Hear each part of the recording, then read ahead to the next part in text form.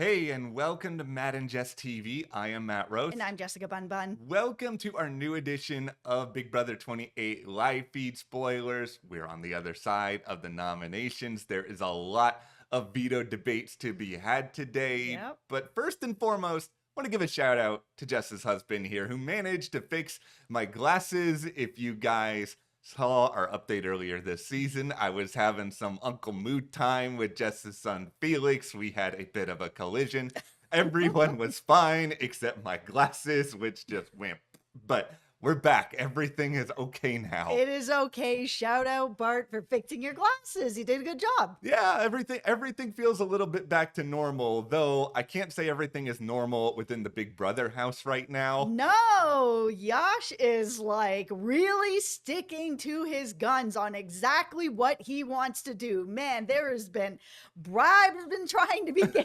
Like Adia's tried to do so many. She really thought she was going to be able to sway this. Yeah. Yash is just like, nope, this is what I'm going to be doing. I am really impressed with Yash. I can't even believe that I'm in this video saying that because he's kind of been like just floating a little bit invisible. Like, we haven't really talked a lot about him, but now him as HOH, we're really seeing what game he wants to play and that he has a focus and he's really in on it. Yeah, I'll be honest. I thought earlier this season Yash was kind of just here to get either like TikTok followers or some sort of brand deal. As many of them are, which is fine. It's fine, but I also want you to play the game. Like I want you to do a little bit of both. But like Yash has shown me in the past 24 hours, he at least has a plan, and it's also not like a lot of the decisions he's making are coming out of nowhere. Like, yes, he is frustrating with how much he goes after the women, but it's also, there is like game related evidence behind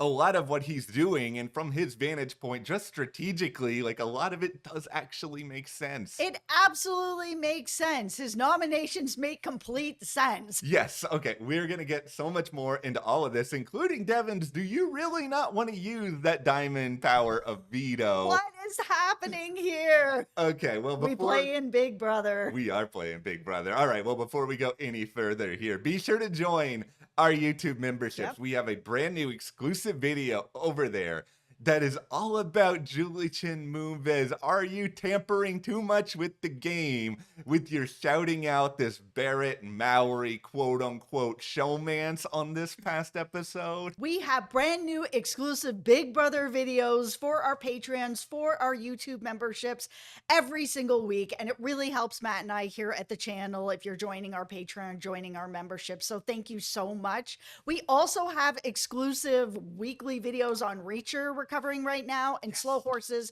coming up in September. So thank you so much. Thank you guys. That is so very appreciated. It really helps us to continue to do these videos. Yeah. All right. Nominations, they are set in stone. They are Haley, we got Angela, we got D, and D is truly taking it the worst. Yeah, absolutely. Even though like all of them knew about this far in advance, like, especially D, as you alluded to, like she really tried to use this bribe in whatever shape or form she could in order to try to stay alive and try to stay off the block here. She legitimately thought that she was going to be able to sway Yash. And I think that that's one of the things that Yash has done well in this game, whether it's on purpose or not on purpose. Nobody really kind of knew for sure where he stood on anything if he got HOH, which is why this is very exciting for us as live feeders.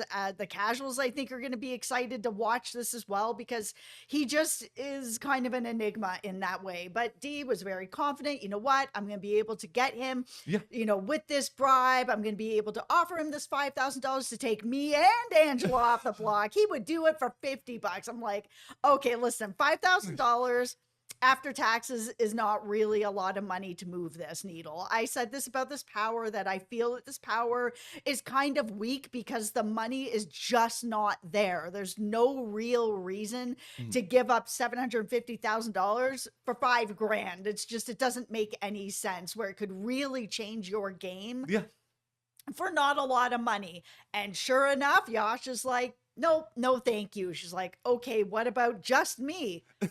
No, thank you. I'm like, oh, D. It's the first time that she's really come up against someone saying no. Yeah.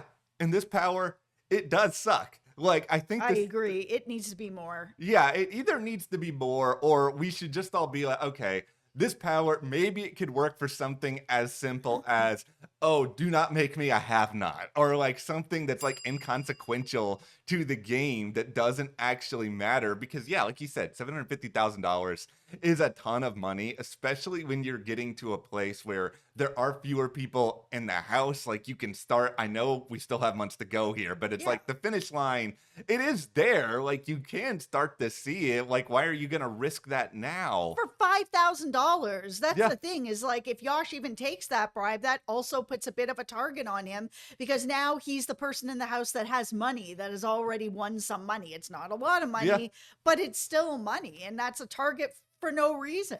Well, I think one of the other things that's kind of interesting about these nominations, including the aftermath of it, is Yacht is probably thinking a lot about how far people went in order to try to make things different. You had D with the bribe. You had Devens, who was trying to make this pitch that he go up instead and alongside Melody and Angela, because he felt like he could defeat them in the power of veto. So it was like he was already trying to come up with different configurations where he could make sure both him or Angela, I mean, both him and D could end up being safe. And he also has this sort of idea here where if he's going to use the Diamond Power of Veto, like, he would rather use it on himself than use it on D. He wants, I think, to have that big moment for himself. There's also other motivations that we'll get into a little bit more over time here.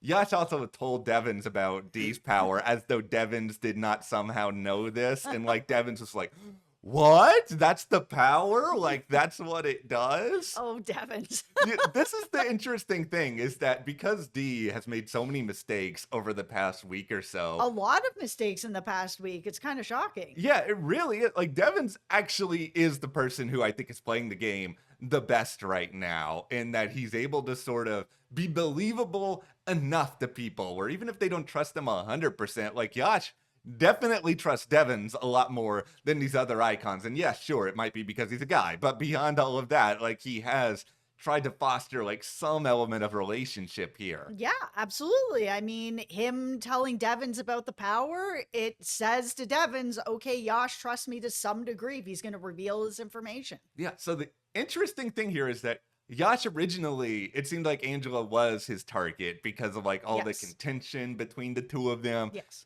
It is shifting now to where he actually does want D to go. Now, that may not happen because of that diamond power, but like, this is where Yash's head is at right now. Yeah, and it's really interesting to see it kind of shift in that way, because he really was, I need Angela out. Angela's going to be coming after me. She's been kind of targeting me. And yeah, I totally understood it when he put her on the block. So to see that shift now, it's interesting. And here is where we do get to Yash's blind spot. Everybody has one except sort of Devens, and Yash, so many people have Devens as the blind spot because it's like he's talking to him. Well, he's actually just talking in general. It's just like, I would be shocked if Devens plays in this veto, wins it, and saves D, because it would show he's not that close to the guys. Yash, there's a storm coming. You better grab your umbrella here. Well, here's the thing. Devens is in kind of a weird spot with that, because if he does play his Diamond Power Veto, or he wins the veto and he takes D off the block, it is very clear then to everybody in the house that doesn't think that Devens is working that closely with D, that he is. It absolutely puts it out there. Yeah. Optics. It's a tricky thing in Big Brother. You don't want a certain perception to be going on out there. Now, when it comes to a possible renom, because there's a couple of options here, right? There is Devens uses the diamond power where he gets to choose it. You know, we'll get more into that later. But if someone just wins the veto straight up, Yash has told Devens that Barrett is now going to be the renom. And from what he has said to other people, this kind of makes sense, because we talked this past week about the newbie summit that took place where they all got together. Yash knows that there was a rat who went and told that information, and like, ding, ding, ding, Yash has guessed correctly that it was Barrett who sold everybody out. Yeah, I mean, it makes complete sense that it would be, because everyone in the house has seen how close he is to D. Yeah, and he's told Taylor that, like, you know, he trusts Drew at least more than Barrett. Like, he's worried that Drew is also working with Devens, which, you know, he is, but Barrett is sort of the person who is front of mind. And like, as crazy as it may seem, and I don't know what will happen over the next few days, I actually do kind of think there is a universe where Barrett could be evicted this week now. It's possible. Yeah, it's just like, depending on what happens with the Diamond Power, the veto, where I think a lot of the newbies are going to feel a certain kind of way about Barrett and how much service he has done for the vets. And that's annoying, and they might see Drew as more malleable. Drew may not even be on the block, so it doesn't even really matter there. Right. Okay, so here is where we get into this big Devens Diamond Power of Veto debate, because I think what you said is 100% true, that I think Rick is very worried about showing everyone publicly that he and Dee are really, really close. It kind of blows up some of his alliances, and for some reason, that remains completely unclear to Jess and I. These people do not understand that Devens and Dee not only were on the same season together, have some sort of relationship that goes beyond these games. I think it's just that Devens is we've said this in these videos, he is just so charismatic. He is like Survivor dad. Everyone just wants to be around him. He just has super good energy. And you know, a game like Big Brother that is so hard and so long, you do want to have good energy around. It helps you get through the game. And I think that people kind of look away from the fact that, yeah, he's played Survivor twice, but he didn't win. Okay, but they may not really realize what kind of a game he plays. And it's this game where he is the lovable dad that you can really trust and you can really look up to. He's got your back because he is the dad, you know? It's just, it's wild in that way. Well, what he's trying to say, I think now goes in line with everything you're saying, because I think he wants to hold on to that persona, but also feel like, all right, if I'm going to do this, which, you know, he probably will if push comes to shove, though he's really thinking a lot about it, is that he can go up there and be like, well, guys, I can't have the Survivor community mad at me, right? Like, I have to do something out of respect for all of my Survivor fans out there. I got to save my fellow Survivor player and just sort of be like, it's the show Survivor's fault that I have to do this. It's not me. And I don't know if this will be believable, but I understand the argument he's trying to come up with here. Absolutely. Or he can just actually try to change things for Yash and to try to change his mind before all of this and make it feel like it is Yash's idea, that he no longer wants to target Dee for whatever reason, and that he wants her off the block so that somebody else can go up in that place, that maybe Barrett is the bigger threat. Yeah, and I think there's still time to do that, because Yash will listen to Devens on some level. Yes. And that is a part of what makes it really interesting. And I mean, it seems like Devens is going to talk to Yash if he does use it before a lot of this goes down. So maybe he can get a read on the situation and try to figure things out from there. Yeah.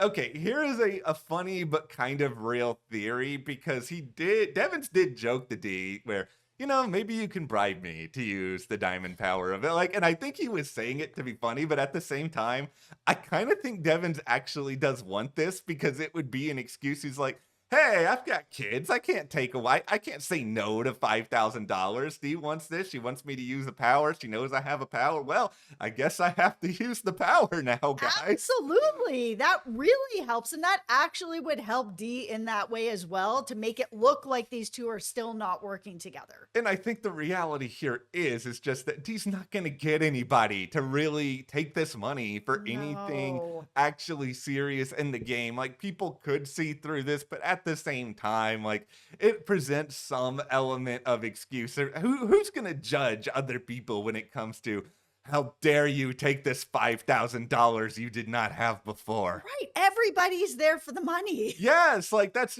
a big thing. And a lot of these people, they aren't in the position of Rick Devens, where he's a family man. He's got other people to think about. Now, Devens did ask Dee, it's like, is there a world where you would be okay if I didn't end up using it? And, you know, she was just kind of like, you know, well, blah, blah, blah, blah. Like, you know, you can tell, like, she really wants him to use it. Like, she's really counting on him using it. I mean, yes, there is a universe. Dee wins the veto. She is a better competitor than some people, Camus, are giving her credit for right now. And then Devens, can just hold on to it because it doesn't expire this week and he can try to do something with it later on if he wants. Yeah, I mean, I think for Dee, she should be worried. She is worried. Like Yeah. I said, she was the person that took this nomination the hardest. And she's got to, like, I'm sure she's just like, I've won Survivor. I was always going to end up being a target walking into this house. Yes. It's if Yash is not willing to take this bribe, then I am likely the person that is going to be getting kicked out here. So now if Devens doesn't want to use this on me, like what is really going on there? And I think that conversation, whether he uses it or not, is something that would end up sticking in the back of her mind because all these other factors are piling up in her mind. You think yourself to death in this house, guys. Yeah, you do. 100%. And like Dee now isn't because she is such a gamer. And like I love Dee for this, but Dee is her own best friend and her own worst enemy. And like she's trying to play out everything that went wrong, trying to figure out who exactly to blame for a lot of this. And like right now, she's settling on Camus. And I mean, a lot of the reason why here is that, Camus has spilled a lot of information. Yash told Devens, Big Brother telephone. Devens goes and tells Dee that like Camus was out here saying that Dee doesn't trust Yash. Dee is being, thrown under the bus every which way. And I think, Dee is feeling a certain kind of way because she made the mistake of really thinking that, okay, even after we flipped on the red corner, which I think she wanted to be messy, she wanted to make good TV. And she did those things, but it didn't really help her game. No, like I think she felt like, okay, all right, we can find a way to work Camus back into things. And, Camus is someone who is very, very flexible in this game. Like that's one of his biggest strengths. Like he's figuring out ways to pivot and he's recognizing, throwing Dee under the bus this week, it's going to keep him safe. Even if he's close with Yash, he's trying to play the long game and situate himself. And now Dee is kind of having to suffer on the other side of it. Camus is the most adaptable person in this house. And I've always said that when people go into Big Brother, especially because it is such a long game, yes, and everyone's like, oh, this is my strategy and this is what I'm going to do. And then they go in and they just stick to that strategy. They never end up winning. If you can't adapt, you can't win this game. Yeah, and this is why this is a very important week for Dee's game. Not just because of like the powers and all of that, but like how she can recover. Presuming she's going to be safe this week, there's so much resentment against the vets going on in the house right now that it's like you have to pivot because right now they're really frustrated. Like Yash especially is really annoyed with Dee and sort of her woe is me situation because I mean he feels like you did a lot of this to yourself. Like there is that whole thing with turning on the red corner, but then there is also the last minute flip where if it was going to be Chuck and Haley on the block, she wanted to save Haley, like she made Lala really, really upset. And it's just like all these different things are spiraling out and Yash is trying to use that to his advantage. He's trying to plant seeds. He's trying to plant seeds with Drew. He's got Camus. He's got all these other people he can turn against Dee because of actual things Dee has said. It's so interesting to see Devens and Dee in this game because this is the game that I thought Devens was going to end up playing because when he gets bored, he gets super messy, he gets very mischievous, and he just like wants to stir things up. He has done an excellent job actually not doing that. Yes. And Dee is the person who's ended up being really mischievous and it's kind of like, we're all just sitting around here. Like, what can I do to kind of maybe fix my game, but ruin other people's games? And it is all collapsing. Let's get into the veto here because Angela's thinking about something that seems like completely out of left field. What are you doing? But, it's Angela. She is kind of the queen of this sort of thing. Yeah. I mean, Angela talked to Mallory and was kind of like, if you're going to play and you win, don't use it. And for Angela, her thinking is really that Haley is going to be the person who's going to end up being the real target in this and that her and Dee will actually be okay. Yeah. Angela, oh my goodness, you guys are the icons that have come in and finally you guys are hitting the block and you think that the rest of the house isn't going to take a shot at one of you guys? Well, Angela, you have played this game before. Yes, Angela is putting a ton of stock in like the conversation she had with Dee where Dee doesn't want to say, Devens has Diamond Power. She doesn't want to get that to come back to Devens and then there's trust. But she's like, there's a way that you and I can both stay safe this week. And I wonder if Angela in her head thinks that this way is just like, all right, let's just continue to make sure Haley stay. Like, yeah, people don't like Haley, but are they really gonna be like, oh, we need to get rid of Haley when push comes to shove? Like, yeah, there will probably be flip-flopping, but this is a huge risk for no real reason. No, the way you both stay safe is Angela, you win the veto and you get Devens to take D off. And that's the way that you keep everybody safe. Yeah, like that's the thing. Like Dia's told us that she's just like, I do want Angela to win the veto. And if there's a situation where it is me and Angela, I will probably throw it to Angela. I mean, the problem here is that it's not like Angela and Big Brother 28 has been a competition dominant force here. Like, we don't know how physical this is going to be. Like, is there even going to be a real chance of all of that? Absolutely. So the other thing that we're talking about here is just what would Devens do with this replacement nominee in the event he does use the Diamond Power? It seems like he wants to do, at least for now, Lala, which I get it. It's a safe choice. Lala has talked about how she would rather Devens go than the other icons. Like, that's one of the only people, like her and to some extent Taylor, who have really been looking at Devens as like the big target that he actually is. Yeah, I mean, Lala really opened up that conversation during her HOH to be like, why are we not looking at these icons? We need to be looking at these icons. Yeah. But at the same time, I'm like, well, then why didn't you put any icons on the block? Like, it's a big game to be like, oh, we need to get out these icons. Okay, well, you had power and you did nothing with it. Yeah, okay.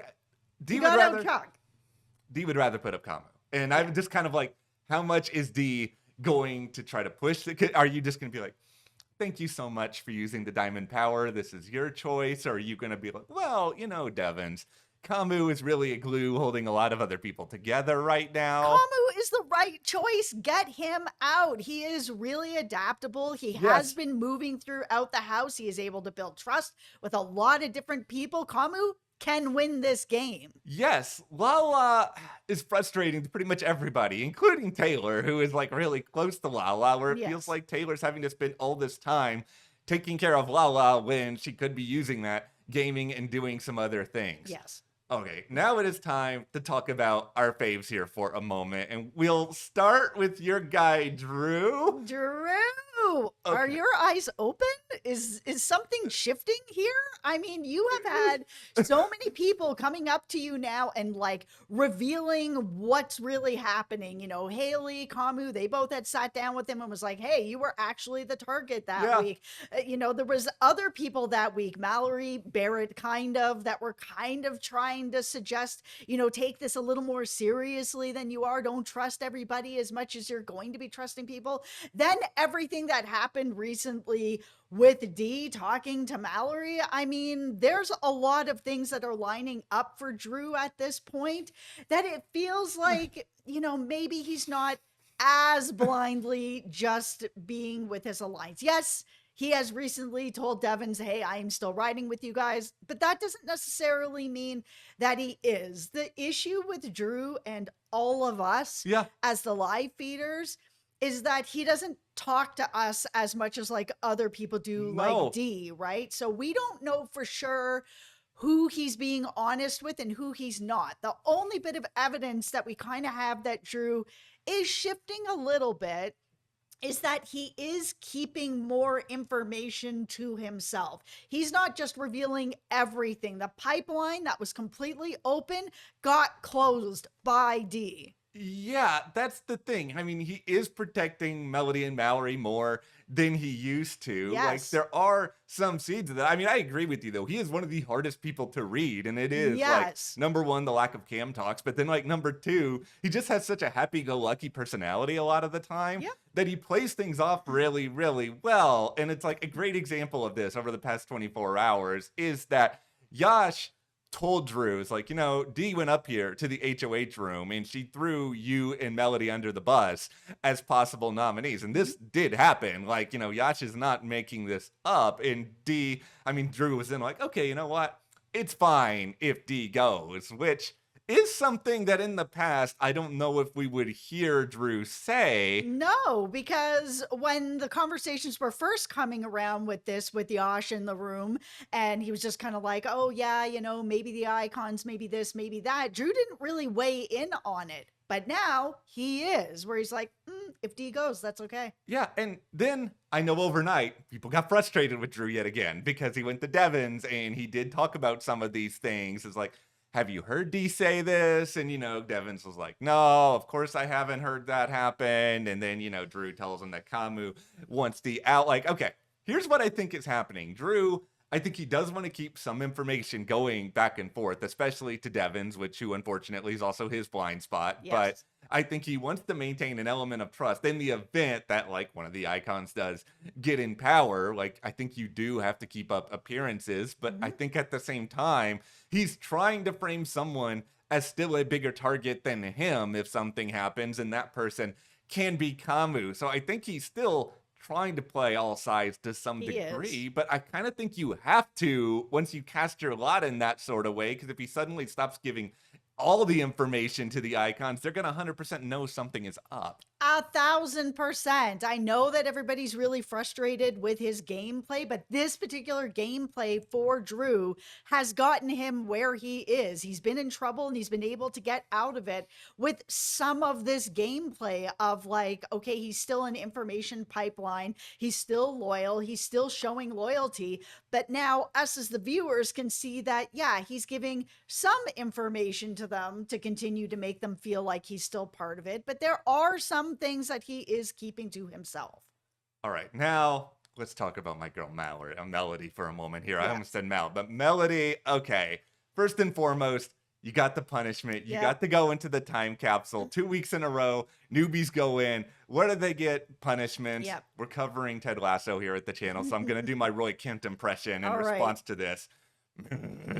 It's, of course, all the newbies getting all the punishments. This is the Lord, or I guess in this case, the Lady of the Latrine, where she has to be by the bathroom. She's got a big trumpet. She's got to do fanfare and announce when people are doing their business. This is why I actually really love Melody, because, she's not always nice, but she owns it. Like, she knows who she is, but she also really embraces these punishments. This is the second week in a row where she's had to put on some costume, take part in but she's just like dancing. She's figuring out fun things to do with the trumpet. Like, she just has all these moments that I think show viewers don't understand. Like, she takes the fake phone in the house and has these fake conversations with her mom. Like, she just does all these things that I think are really, really endearing. And even her reaction to getting this power, because she was so stunned, I guess, that America voted for her. She even forgot to thank them in the diary room. She was just like having an out-of-body experience, and she had to kind of do it after the fact. I love players that do not complain about their punishment and they just go in and have the best time that they're able to with it. It's part of the experience. Yeah, this kind of reminds me a little bit of The Good Paul. And by that, I mean Big Brother 18 Paul. That's right. Where he had this punishment where he had to do like security check-ins for all the house guests wearing this, and he was so much fun watching on the live feeds doing that. It's just like, this is a once-in-a-lifetime experience. Listen, I am not a Christmas fan, but her punishment was one of the funniest punishments I've ever seen, where she had all those star babies and she still did it as well as she could as well. 3 o'clock in the morning. Look how cute my babies are. Look how cute my babies are. I was dying. Yeah, this is why, obviously I would have loved Melody to get some element of a power, and I think it's going to be really interesting to see what happens with this upcoming one, because the time capsule's almost over, and maybe your guy Drew will get it. Time will tell. So one of the last couple of things we have to talk about here is, one of them is Angela making Big Brother into a soap opera, and I find all of this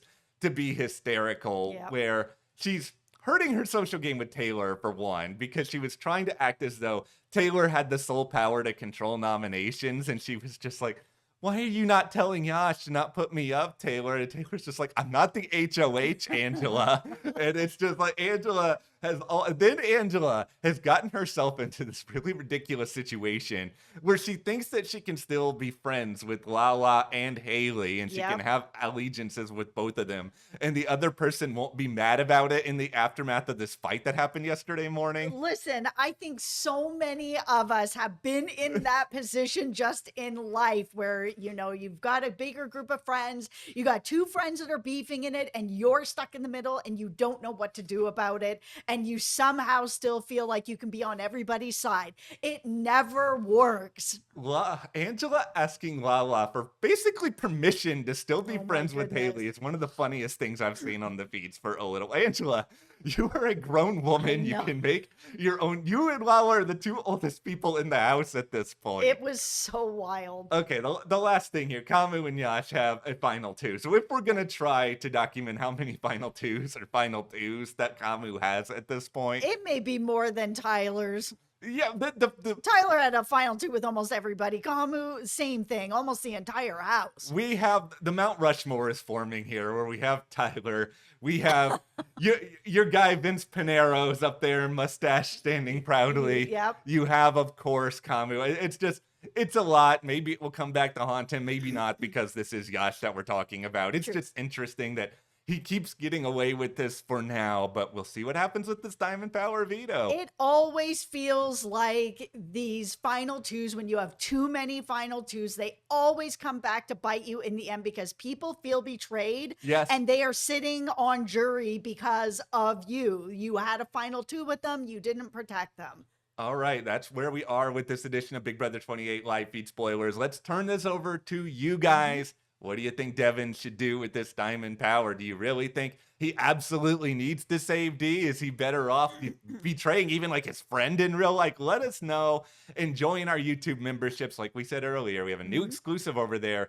Did Julie Chen Moonves overstep when it comes to Mallory and Barrett and hurt their game? Yep. Thank you so much. Thank we will you. see you here next time.